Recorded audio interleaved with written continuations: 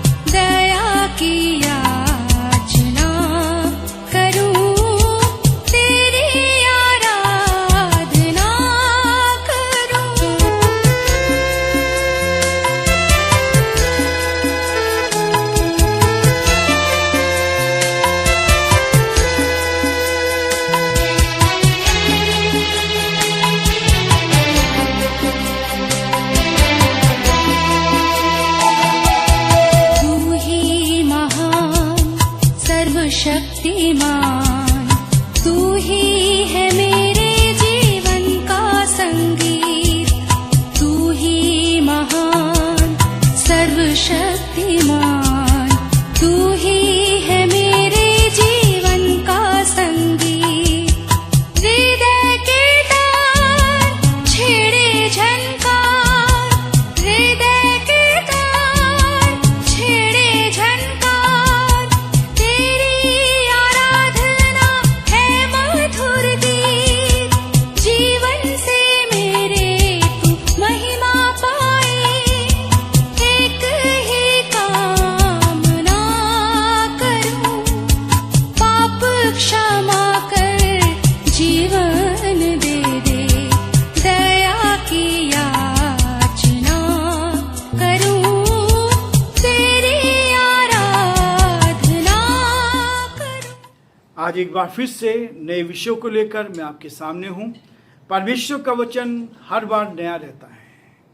आप उसको कितनी भी बार पढ़ेंगे, ये वचन आशीष का कारण बनेगा, नया बनता जाएगा और उसके द्वारा परमेश्वर हमें आशीष देता जाए। एक और विषय, और ये विषय आज है आग से उत्पन्न होती है आग।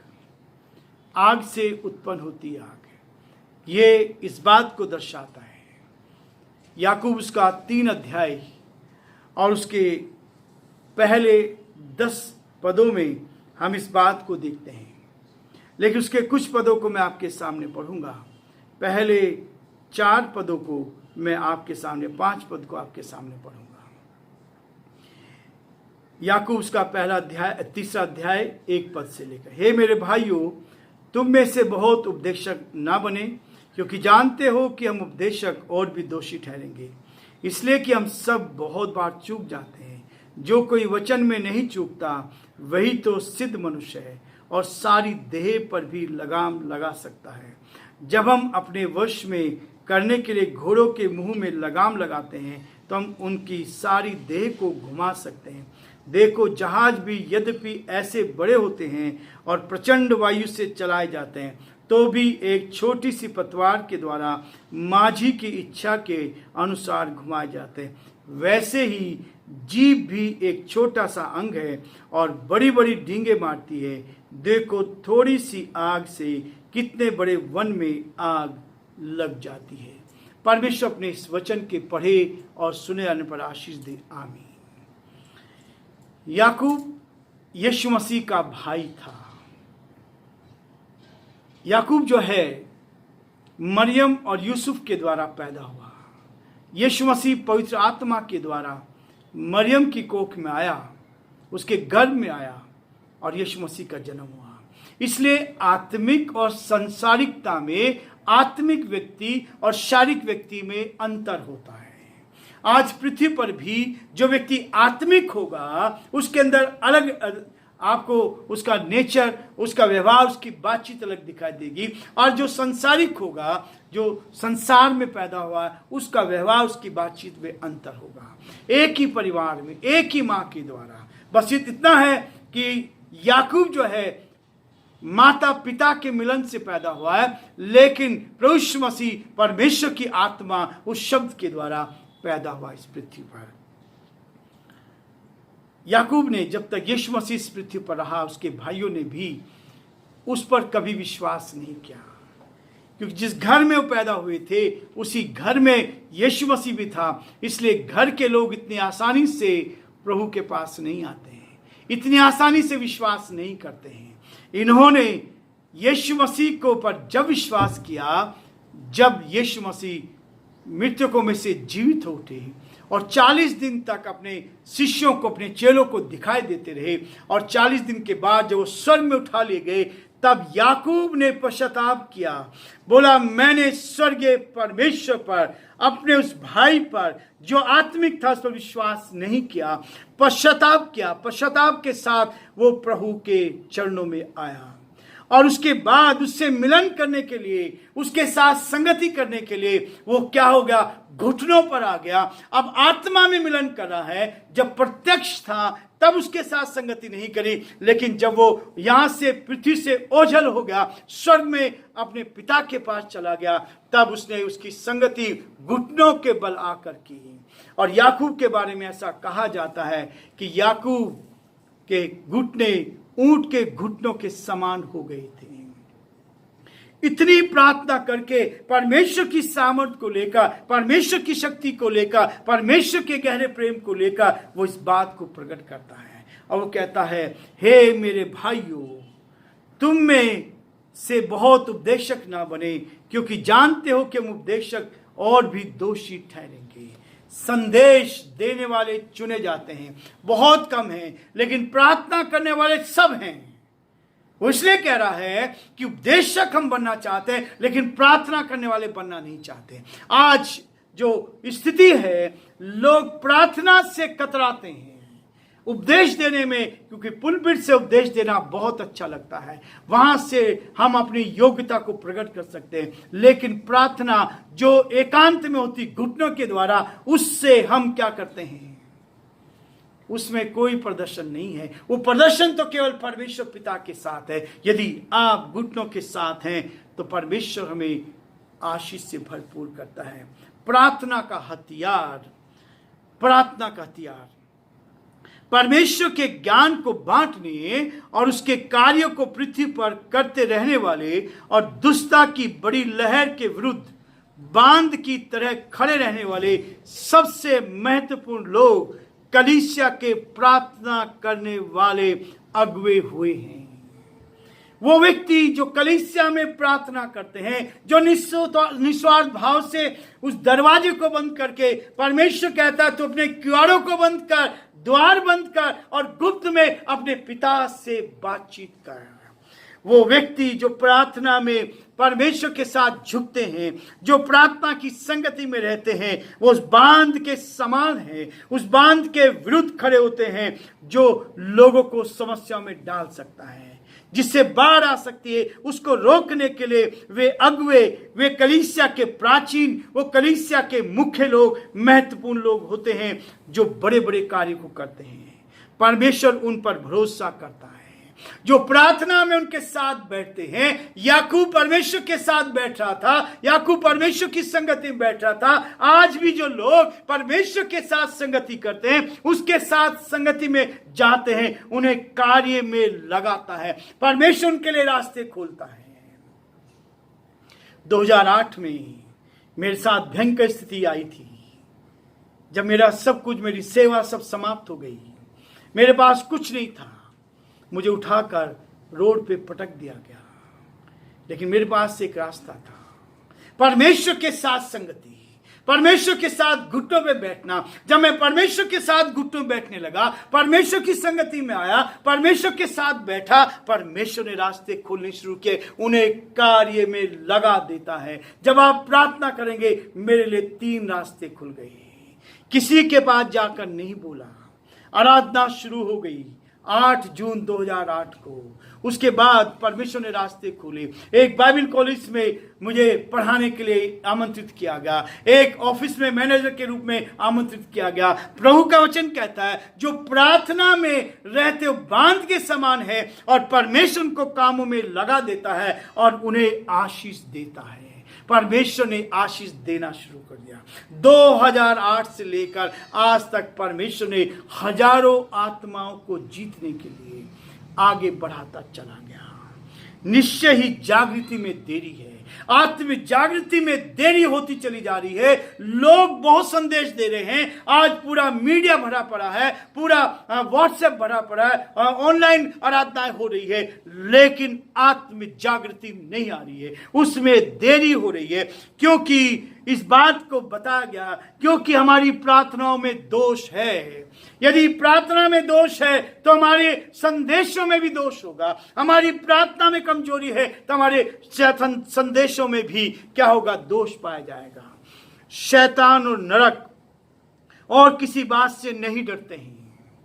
शैतान और नरक और किसी बात से नहीं डरते हैं, वो केवल प्रार्थना करने वाले व्यक्तियों से डरते हैं, जो प्रार्थना में सच्चाई के साथ बिना किसी को दिखाए, बिना किसी के साथ, केवल परमेश्वर के साथ रहकर परमेश्वर पर भरोसा करते हैं। उनसे शैतान भी डरता है और नरक भी डरता है। यही 2 चीजें हैं। शैतान चाहता कि हम नरक में जाएं, लेकिन जब आप प्रार्थना का जीवन जिएंगे, याकूब इसी बात को मेरे और आपके सामने रखता है। लेकिन ज्ञानी होने का यह अर्थ नहीं है। कई बार हम ज्ञान तो प्राप्त कर लेते हैं, ज्ञानी होने का यह अर्थ नहीं कि आपकी उम्र लंबी हो जाए। आप ज्ञानवान हैं, परमेश्वर के वचन में ज्ञान है, उसका मतलब ये नहीं है कि आपकी उम्र बहुत लंबी हो जाए।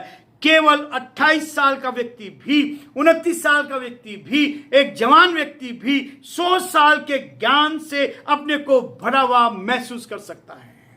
उसके बाद 100 साल के व्यक्ति के जितना ज्ञान आज वो अर्जित कर सकता है, आज वो ज्ञान उसके पास आ सकता है।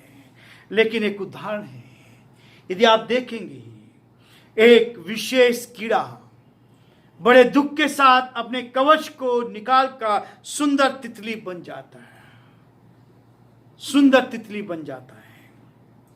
और वो तितली जिसकी आयु बहुत ही कम होती है, बहुत सुंदर तितली जिसका जीवन बहुत छोटा होता है, वह अपनी यात्रा, जीवन रूपी यात्रा ओस से भीगे हुए मैदान की ओर चल पड़ती है, उड़ जाती है, उस ओस से भरे हुए मैदान की ओर चली जाती है। लेकिन उसके गहरे और नीले रंग जो होते हैं, जो सुंदरता उसके पंखों में आती है। एक समय कीड़ा था, एक समय बंद था, उस कवच को तोड़कर दुख से तोड़कर आज सुंदर तितली बन गया है। उसके रंग पृथ्वी पर की कोई भी फूल ऐसे नहीं होते जैसा रंग उस तितली में होता है। परमेश्वर में ऐसा रंग देना चाहता है।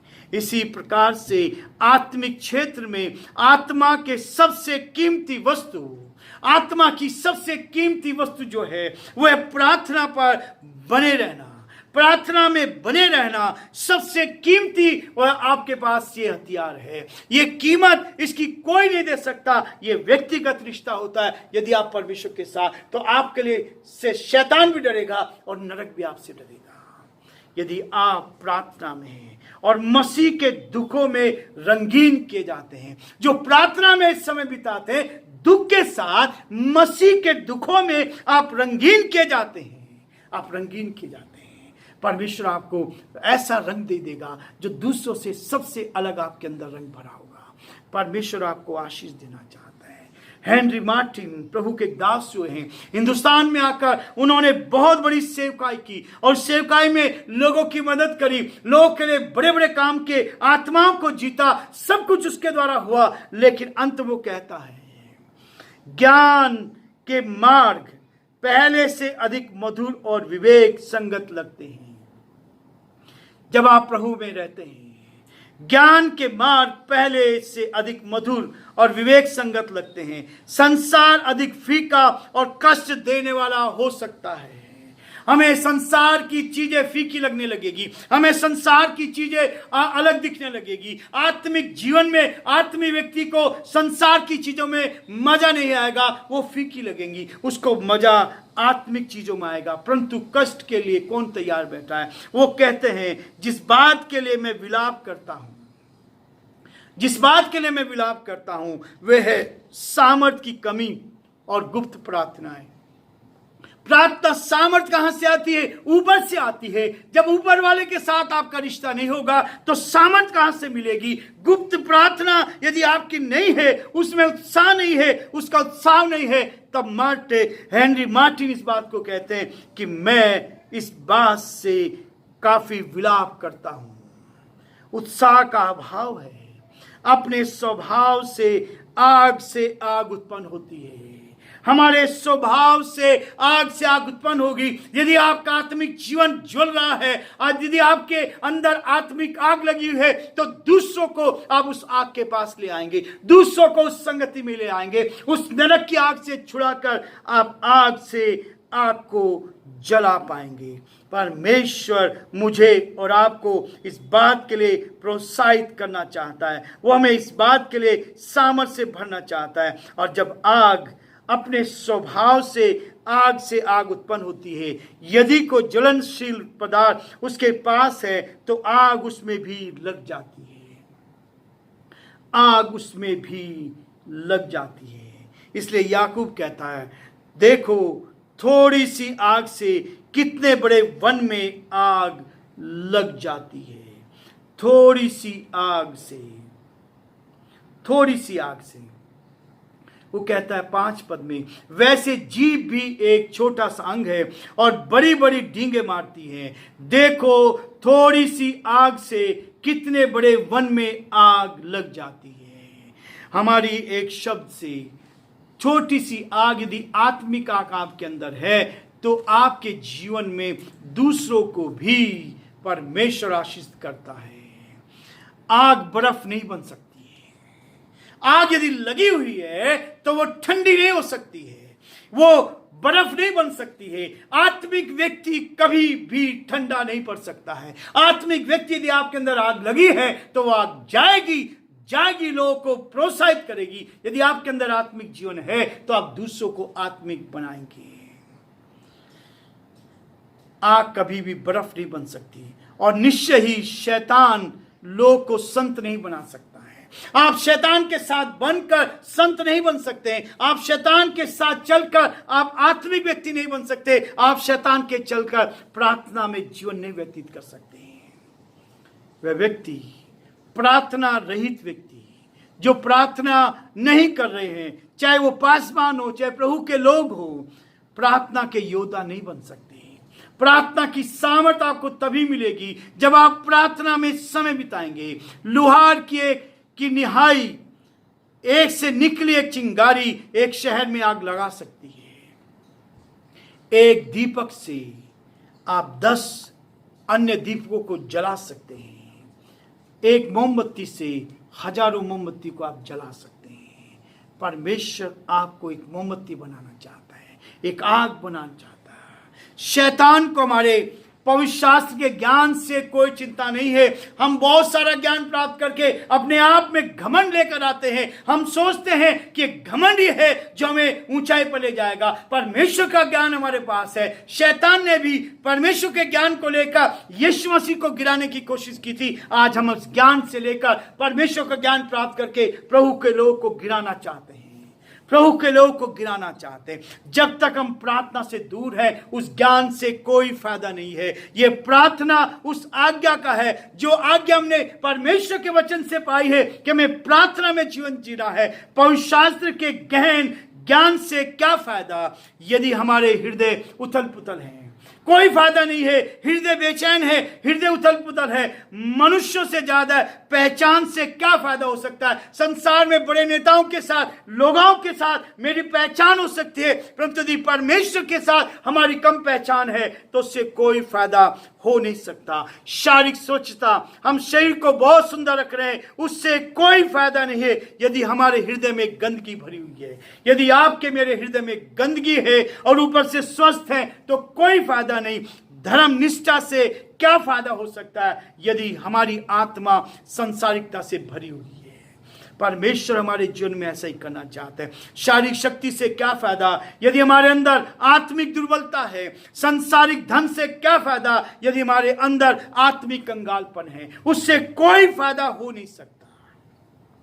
जो व्यक्ति समय की झूठी आत्मिकता के जाल से बचेगा उसे अपने को दृढ़ करते हुए परमेश्वर के निकट रहना पड़ेगा। एक शक्ति जो स्वर्गीय चिंतन, एक बुद्धि जो परमेश्वर की ओर से है, उसका भय और आत्मिक धन उसको चाहिए। तभी आप इस संसार में इस समय की झूठी आत्मिक जिस जाल से बच पाएंगे। आज झूठा आत्मिक जाल बिछाया जा रहा है। शैतान ने इस जाल को बहुत बढ़ा दिया है। परमेश्वर चाहता है इन सब बातों से हम निकलकर परमेश्वर की संगति में आए।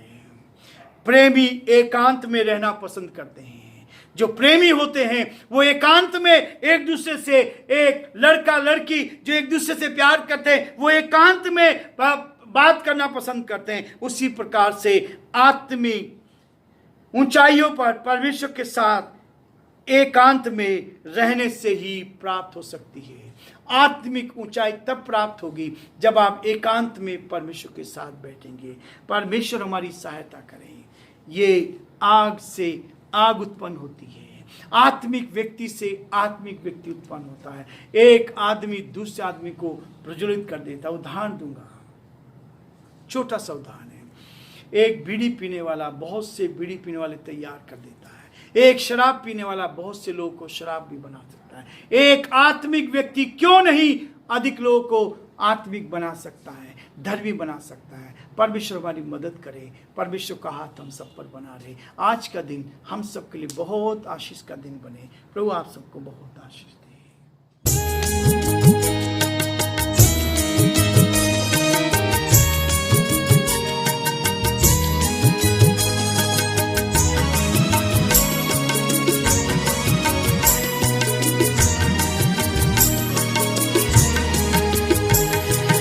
यीशु मेरे,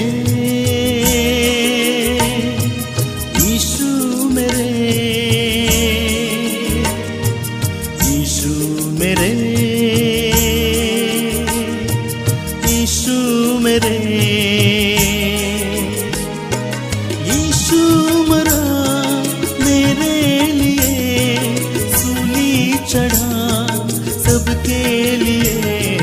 यीशु मेरे,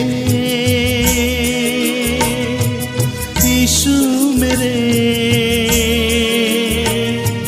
यीशु मेरे, यीशु मेरे।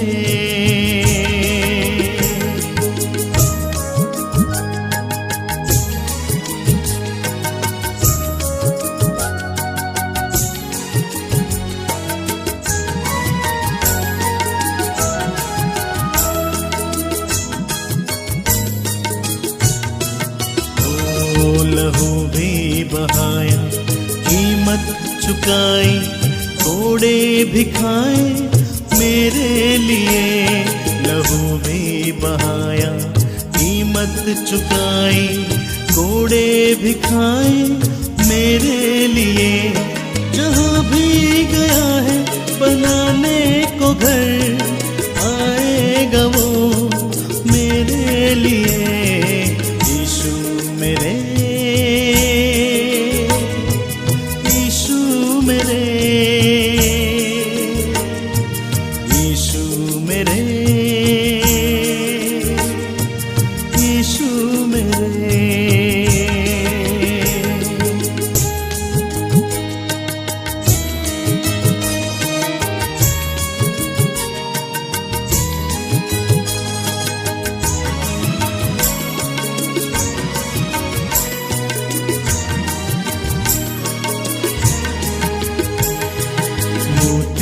बिखेरा है जग में जो उसने, आत्मा को भेजा मेरे लिए। मोती बिखेरा है जग में जो उसने, आत्मा को भेजा मेरे लिए। मोती चुनोगे आगे बढ़ोगे, प्रार्थना वो करता मेरे लिए। यीशु मेरे, यीशु मेरे, यीशु मेरे, यीशु मेरे।